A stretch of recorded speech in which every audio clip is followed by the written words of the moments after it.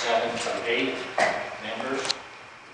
Membership shall be as follows: 2 city council members. The said 2 city council members shall be non-voting members. There will be 3 Heber City residents. Said residents members shall be voting members of 3 residents. 2 at large Wasatch County residents. Said Wasatch County resident members are not required to be Heber City residents, but must be Wasatch County residents and shall be voting members. And 1 board member's position shall be reserved for FBO or its representative. The said FBO or representative or designee shall be a non-voting member of the board. And the quorum shall consist of a minimum of 3 voting board members. Just a few thoughts on the council. Again, my concerns, again, the council does an excellent job. It has a lot of board assignments and responsibilities. I look again this as an advisory board. Councils and mayor usually put these boards together to give advice and information back into the council. It gives an opportunity also for some local citizens to be part of it. Also some professionals, some people maybe more, I should say, more understanding maybe what goes on in the airport board. My recommendation is still to the council that not to put 2 city council members on there. I still think the opportunity for the council to become educated on what goes on that board is by attending the meetings. And being part of the membership, I still request that we don't put the 2 city council members on that board.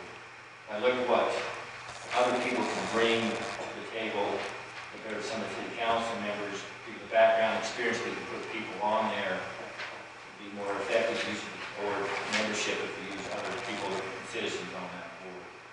So it's up to the council what they'd like to do towards that. Any comments from people on the council, on the 2 city council members? We still feel comfortable leaving on there, 2 city council members. I guess my concern is making sure that that board is representative. And maybe, I mean, I'm a little concerned now when we look at the 3 people being on, because it looks like now we've kind of taken, we've made it smaller, so even 3 people is on. As far as council members, I guess what I want to see is a board that has broad representation from the community. Right now, we're talking about residents versus non-residents and FBO. We haven't seen any conflict of interest norms. I think we need to make sure all those things are in place before we are taking further action and recommendations from that board. Maybe opening it up to applications when we have openings on the board so we can get a broad representation from the community, or maybe people out there around there. Maybe we could get a little, I don't know, just a broader representation. It seems like there's a lot of conflicts, and I'm not saying those people that can't be on there, but I think we need to, I just think now that if we're going to get out by people, I mean, I'm okay with the city council either way. I just felt like we needed to have more information and more broad perspectives coming from people. Any thoughts on the city council? Perhaps a way to get a broader representation, Kelly, is to finally staff the technical assistance committee, where we could bring in the experts or even those that such as the FBO, and put them on the technical assistance committee to then advise the broader, more objective, we hope, as well as knowledgeable and committed airport board members themselves. That's a way to get more representation. No, it has. Basically, advisory.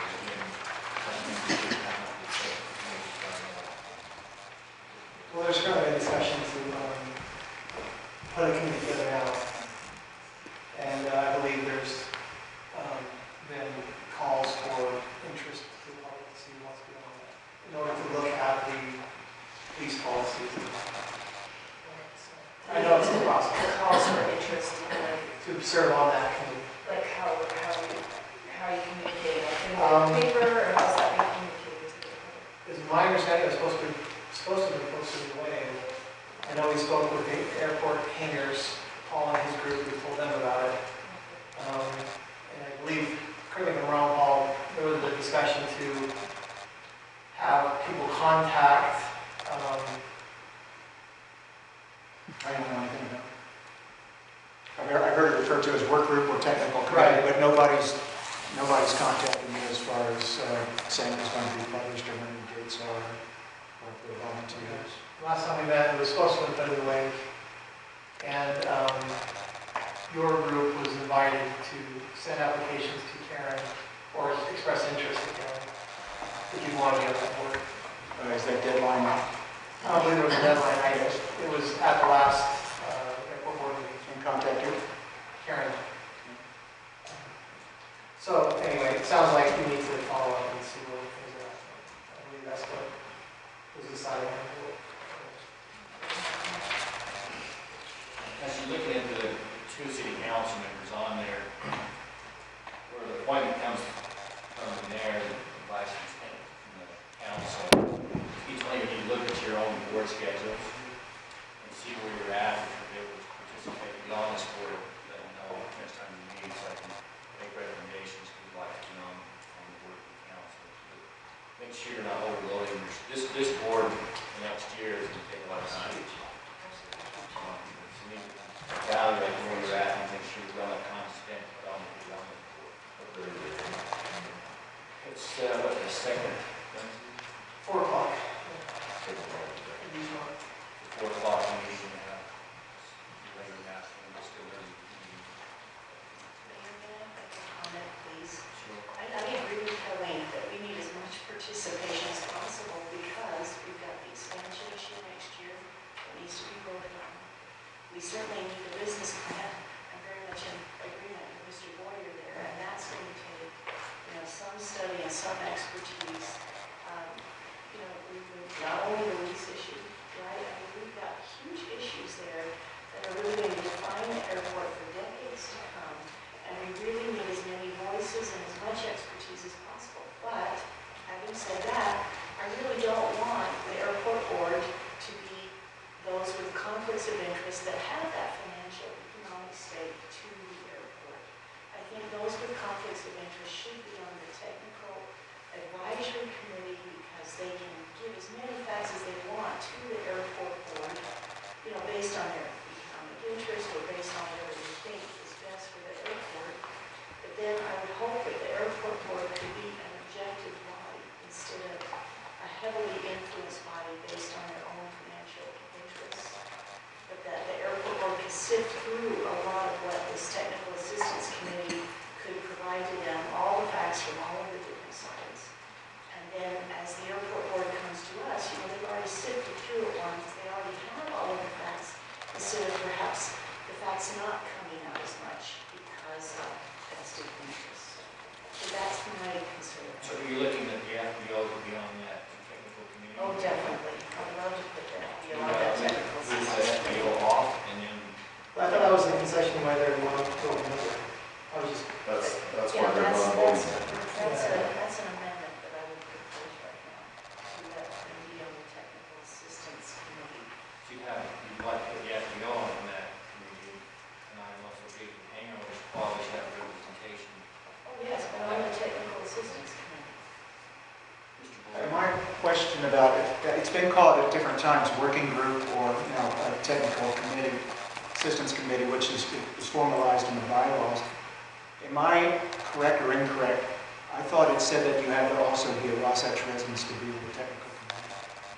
Oh, for that, we disqualified. And me and a lot of the other ones. So if I had a preference, I would use the working group because that gets around that provision. I thought that was the original intent last fall. I believe as it currently stands, and we have the ordinance in front of us, I could be argued, but it reads, a technical assistance committee will be formed as needed to help understand technical and other issues associated with the airport or other entities that might be affected by it. End of sentence. So as far as residency requirements, it may, I don't know if there is technically a resident requirement for that. Being said, that maybe is something we could address, if we should feel that should be clarified and apply the same residency requirements for the board as it is for the technical assistance committee. Just to your point. I thought it was a more general thing that included all committees or something. I don't know. I think It could be left up to interpretation. deals with what the membership applies, the airport applies, the city, a different statement, but puts under the technical, the address and residency and also personal interest. And I don't know if I think that would, from my experience, a technical assistance committee could comprise of experts that are well outside of the county who may have knowledge necessary for that particular subject, which could be valuable. We had people from Florida as part of our RFP for the initial study, and there are also groups. There's others in Texas, so there's a number of groups around the country which could be used, I think, as a valuable resource for that knowledge. So perhaps for a technical assistance committee, limiting ourselves too much to just county residents might make it very difficult for us to get a full picture of all the facts. And plus, none of them would be voting members. Again, they're an assistance committee. So I don't know if it needs to be that. So you probably ban number 6, the technical assistance committee, but it don't have to be resident requirements. Yeah, I think that might be binding us a little too much. So just maybe put that. I would think that still the majority of whoever's on the technical assistance committee would be from this area. I would still think that.